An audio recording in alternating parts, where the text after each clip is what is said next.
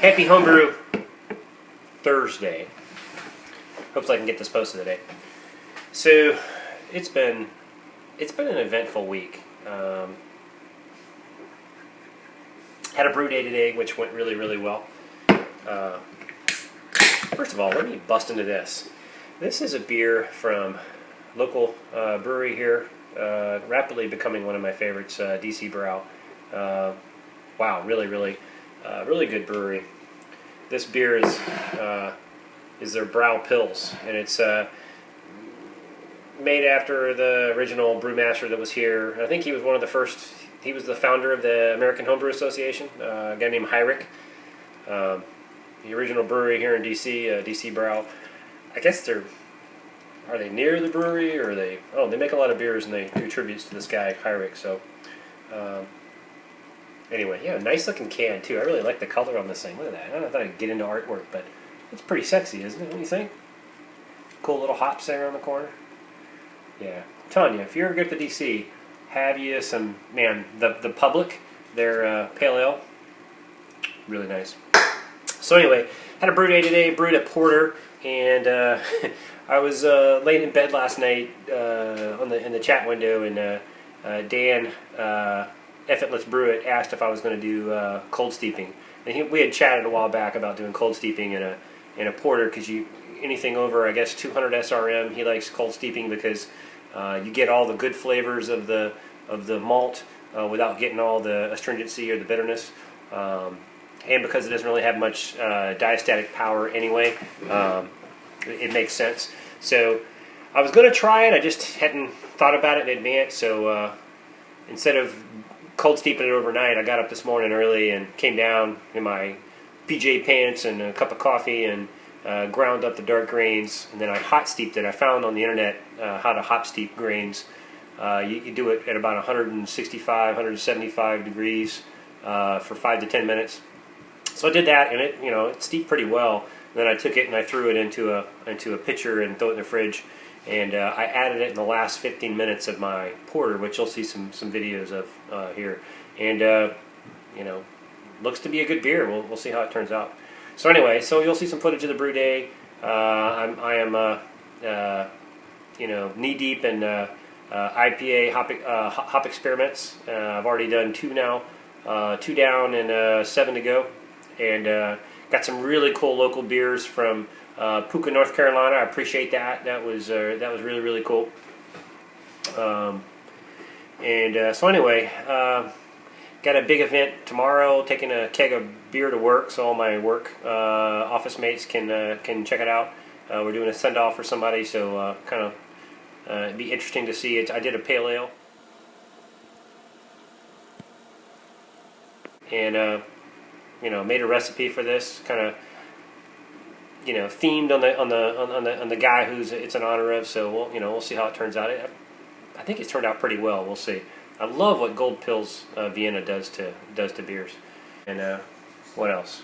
Well, that's about it. It'll be a quick one. I wanted to get a Homebrew Wednesday video out. I haven't done one in a while, so I'm going to take a drink from this.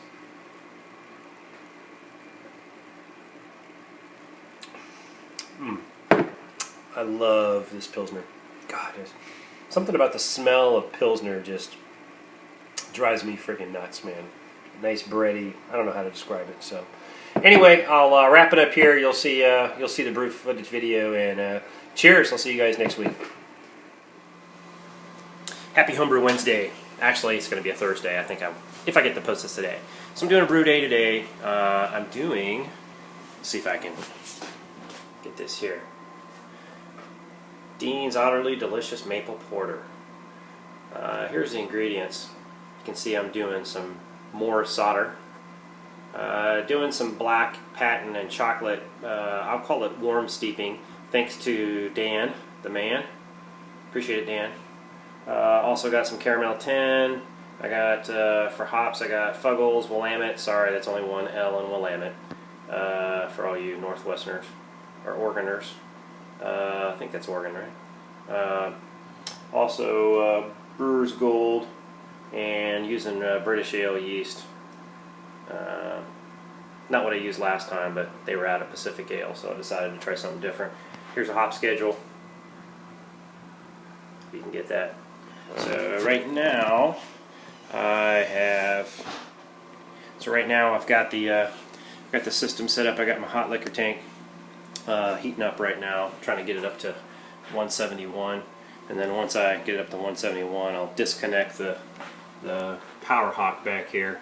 Actually, I won't disconnect that one. I'll come over here, disconnect this power plug, add the other power plug, because I can only heat one boil coil at a time. And I've got the strike water here. I got 2.64 gallons. That's going to go into my mash tun, which is here. And I've got about 10 pounds of grain in there. And you saw the bill. It's 1 pound of caramel crystal tin and 9 pounds of Morris otter. Also, I have cold steeping in here. The two quarts, I think it's 2 quarts of the dark malts, the black patent and the chocolate malt. So we'll see how this turns out. I got my hoses hooked up right now, so you'll see whenever I do underletting. So I'll go from my strike water into pump 2 and up through the bottom in my mash tun. It always works pretty well. So once I get to 171, like I said, I'll kill the power here, and that 171 will drop to about 168 by the time I'm ready to start mashing, and then I'll hook this one up and get it up to my strike temperature, which is usually around 175, 176. So, all right, I'll be back in a few. Oh, BrewDog's down to hang out. What's up, BrewDog? It's a vicious dog, man. You gotta watch out. He'll take your leg off. Okay, I am doing the underletting right now. I don't know if you can see this going down. It's going down pretty slow. Going through the pump and into the mash tun. If you watch, you can probably see the grains bouncing around a little bit as the water rises. Might be covering the speaker, sorry.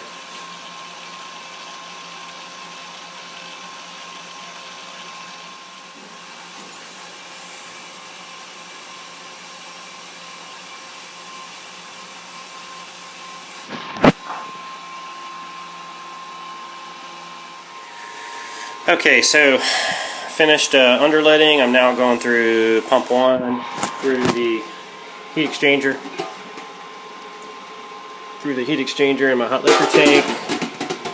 You see it goes in this line through the heat exchanger, comes back out, and see if I can do this without shaking you around too much. Should see some hot work. Yeah, there's the recirculation coming out. So I'll let that go. I dialed it up to 153. It was at 141. It's already climbing up pretty fast. You see how quickly that works. So I'll let that run, and it'll hit 153. It'll shut off the pump, and it'll just keep recirculating as it needs to. Okay, first running was 1079. I am now sparging. I'll give you guys the play-by-play. Sorry. And I got a nice little trickle of water coming in here, so get that equalized and should be cooking the Crisco. Okay, I'm coming up on the 30-minute hop addition. Got a nice gentle, slow boiling. I had to adjust how much I collected because I'm doing the hot steep late addition into the boil add of the dark grains using the if it let's brew it method. So I already got the water hooked up. I've already tested, make sure that my plate chiller is not leaking, and got about 30 more minutes. Alright, so down to the last 15 minutes. Here's a work clock, and also I'm going to do this dark steep.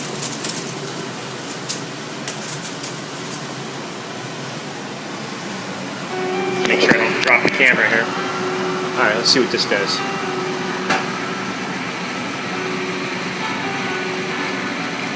Oh yeah, baby. Oh yeah.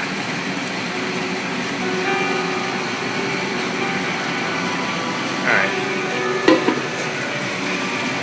Gotta stir this a little bit.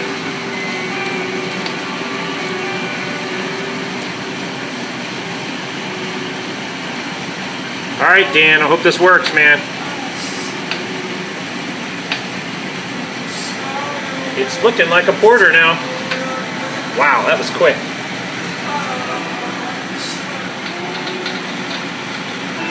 Cheers.